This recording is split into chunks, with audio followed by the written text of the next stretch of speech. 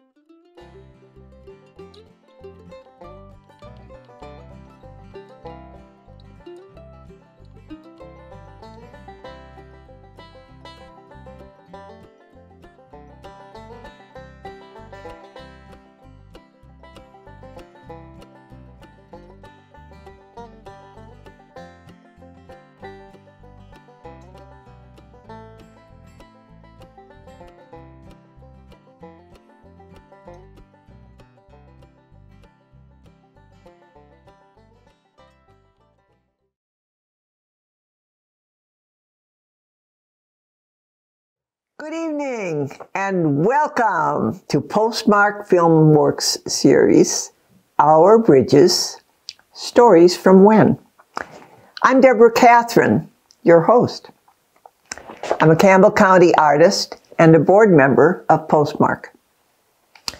Our regular format for this series begins with a short reading from literature. Tonight's selection is from Chapter 5, Moonshine Land, from the book Our Southern Highlanders, written by Horace Kephart and first published by the Outing Publishing Company in the year 1913. Horace Kephart was born on September 8, 1862, while the American Civil War was raging, and he died April 2, 1931. He was an American travel writer and librarian who loved the rugged wilderness, and he wrote classic outdoors guides to camping and woodcraft. He spent several years traveling around southern Appalachia and in the Smoky Mountains, and he lived in what would later become the Hazel Creek section of the Smoky Mountains National Park. Kephart suffered a nervous breakdown, depression, tuberculosis, and alcoholism, eventually dying in an automobile accident. He assisted in establishing the Great Smoky Mountains National Park and assisted in planning for the Appalachian Trail. Mount Kephart in Sevier County is named after him. Let us begin. Chapter 5, Moonshine Land. I was hunting alone in the mountains and exploring ground that was new to me. About noon, while descending from a high ridge into a creek valley to get some water, I became enmeshed in a rhododendron slick and to some extent lost my bearings. After floundering about for an hour or two, I suddenly came out upon a little clearing. Giant hemlocks, girdled and gaunt, rose from a steep cornfield of 5 acres, beyond which loomed the primeval forest of the Great Smoky Mountains. Squat in the foreground sat a tiny one-room shack. A thin curl of smoke rose from one end of the cabin. Within the hut, I found only a slip of a girl rocking a baby almost as big as herself and trying to knit a sock at the same time. She was toasting her bare toes before the fire. I shivered as I looked around, comparing her only garment, a torn calico dress, with my own stout hunter's garb that seemed none too warm for such a day as this. Knowing that the sudden appearance of a stranger would startle the girl, I chose the quickest way to reassure her by saluting in the vernacular. "Howdy!" "Howdy?" she gasped. "Who lives here?" "Tom Kirby." "Kirby? Oh, yes, I know him. We've been hunting together. Is your father at home?" "No, he's out somewheres."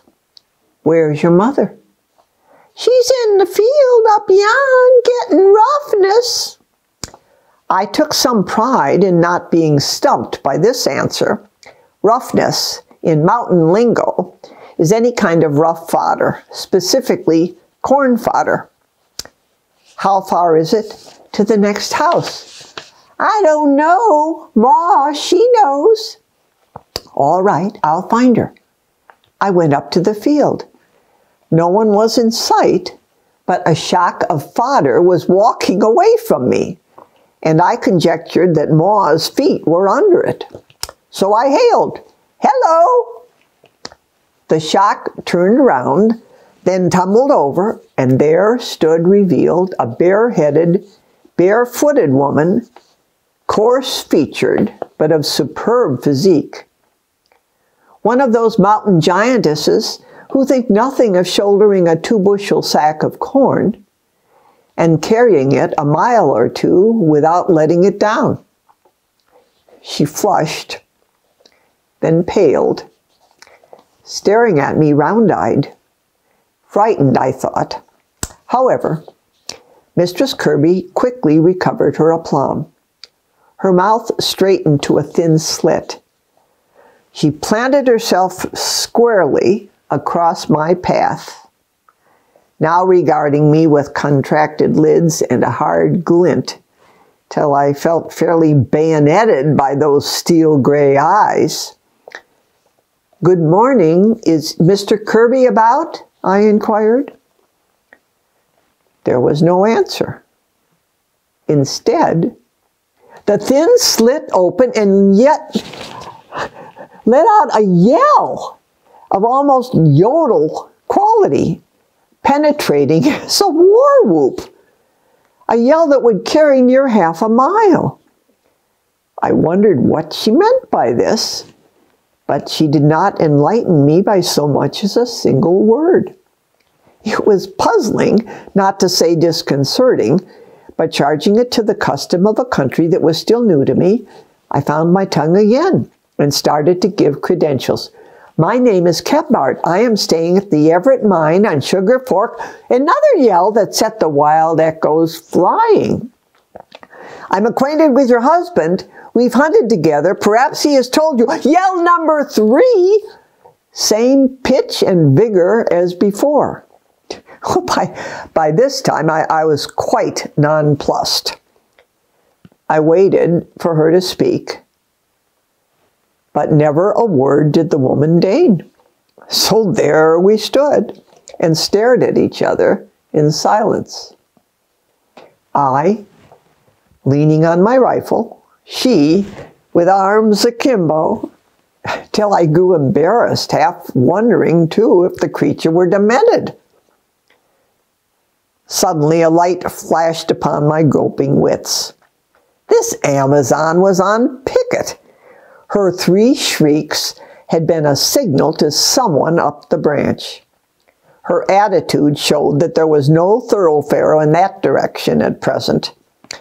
Circumstances, whatever they were, forbade explanation. Clearly, the woman thought that I could not help seeing how matters stood. She considered that if I was what I claimed to be, an acquaintance of her husband, and on friendly footing, I would be gentleman enough to retire. If I was something else, an officer, a spy, well, she was there to stop me until the captain of the guard arrived. Ah, well, I remarked, when your husband gets back, tell him, please, that I was sorry to miss him, though I did not call in any special business. Just wanted to say howdy, you know, good day. I turned and went down the valley. All the way home, I speculated on this. What was going on up yon?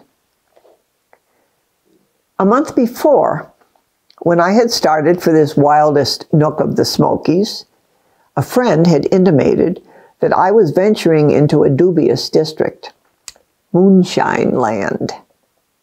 My only fear had been that I might not find any moonshiners, or, having found them, I might not succeed in winning their confidence to the extent of learning their own side of an interesting story.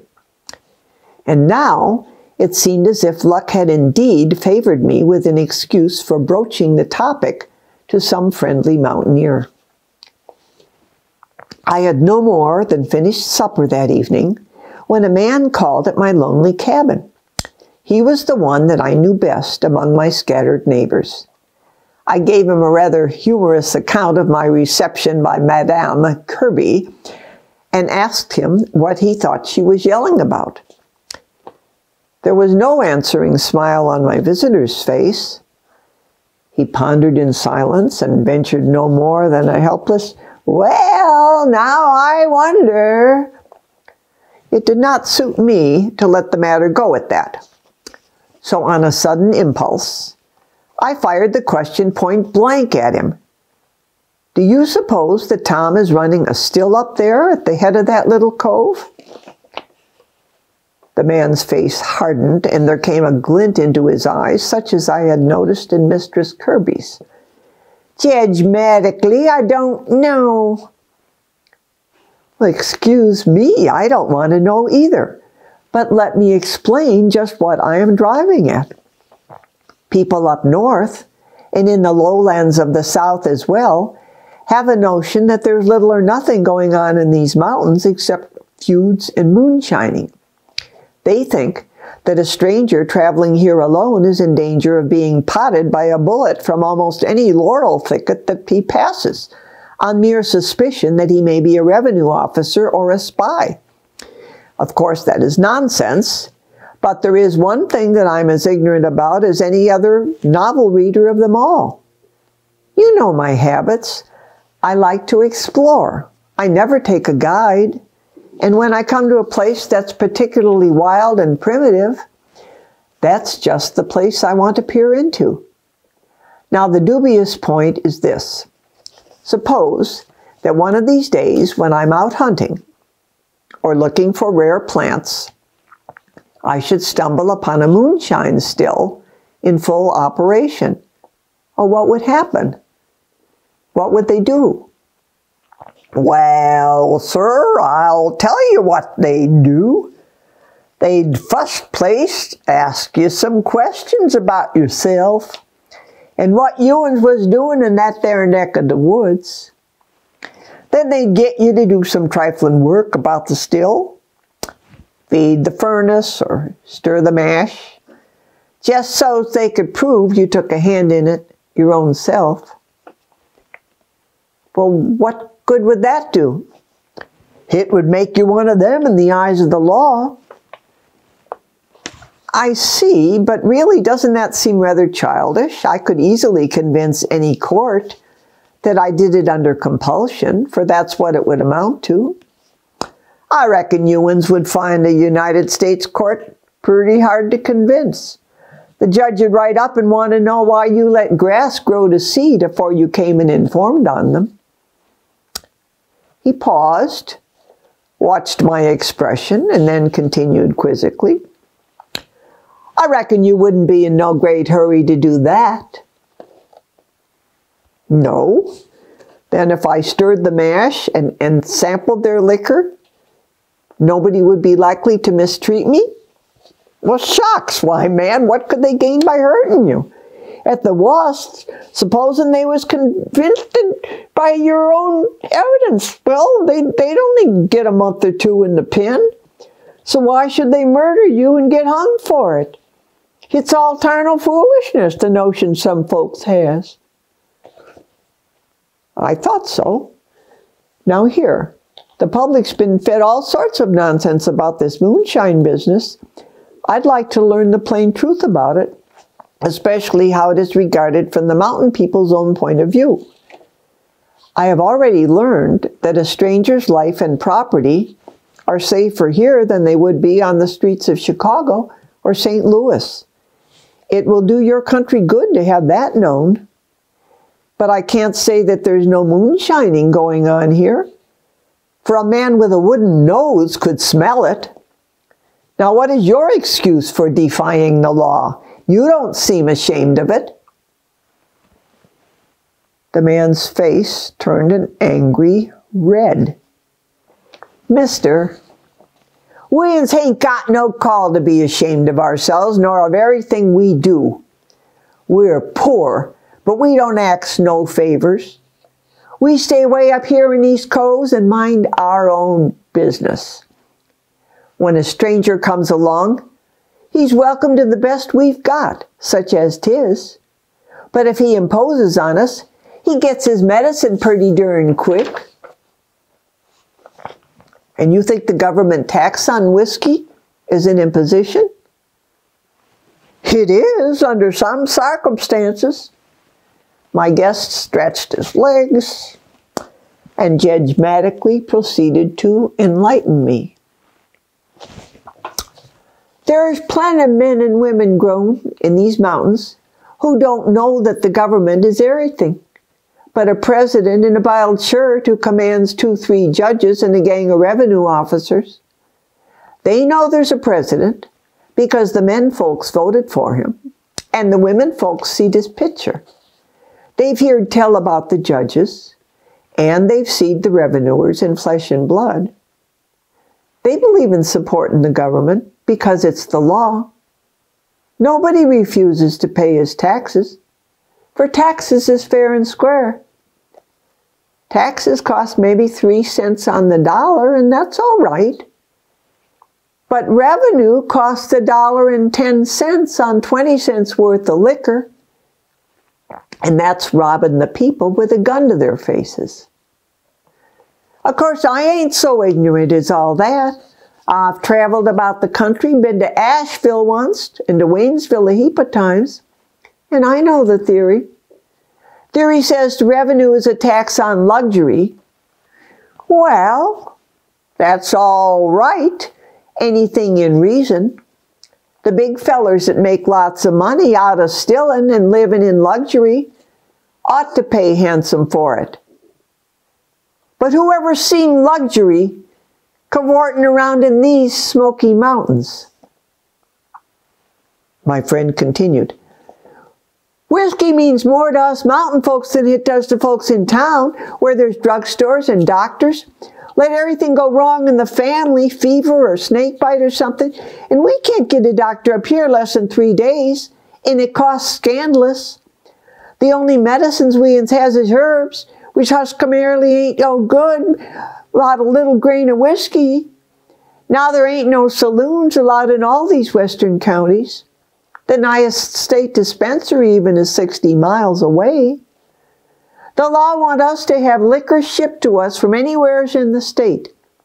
If we get it sent to us from outside the state, it has to come by express.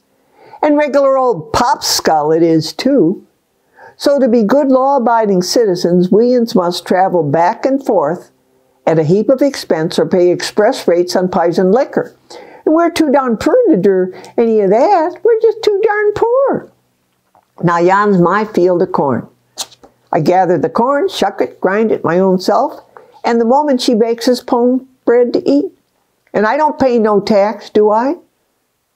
Then why can't I make some of my corn into pure whiskey to drink without paying tax? I tell you, 'tain't fair, this way the government does. But when all is said and done, the main reason for this moonshining, as you ones call it, is bad roads. Bad roads, I exclaimed. What the? Just this away. From here to the railroad is 17 miles, with 2 mountains to cross. And you've seen that road. I recollect Ewins said every one of them miles was 1,000 rods long. Nobody's ever measured them except by mountain man's foot rule, big feet, and a long stride between them. 700 pounds is all the load a good team can haul over that road when the weather's good. It takes 3 days to make the round trip, less than you're breaking an axle, then it takes 4. When you do get to the railroad, there ain't no town of 1,000 people within 50 miles. Now us folks ain't even got wagons. There's only one serviceable wagon in this whole settlement, and you can't hire it without a team and driver, which is $2.50 a day. Where one of our little sleds can't go, we have to pack on muleback or tussle it on our own wethers. Look then, the only farm produce weans can sell is corn. You see for yourself that corn can't be shipped out in here. We can trade it for store credit, that's all. Corn juice is about all we can tote around over the country and get cash money for. Why, man, that's the only way some folks has of paying their taxes. But aside from the work and the worry, I remarked, there's the danger of being shot in this business. Oh, weans don't lay that up agin the government. It's as fair for one as 'tis for t'other. When a revenuer comes sneaking round, why, what he gets, or what weans gets, that's the fortune of war, as the old saying is. I fancy that some gentlemen will stare at the words here, but I am stating facts.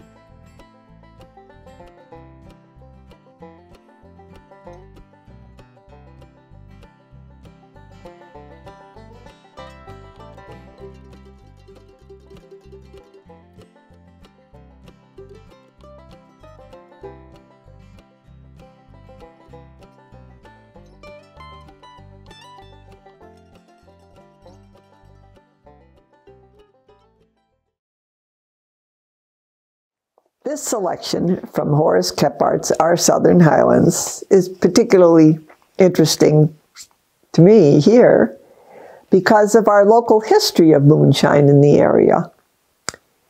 And also because this highly accomplished and obviously brilliant and gifted man suffered from so many of the illnesses and difficulties that we see today, and yet he kept on going and became so very accomplished.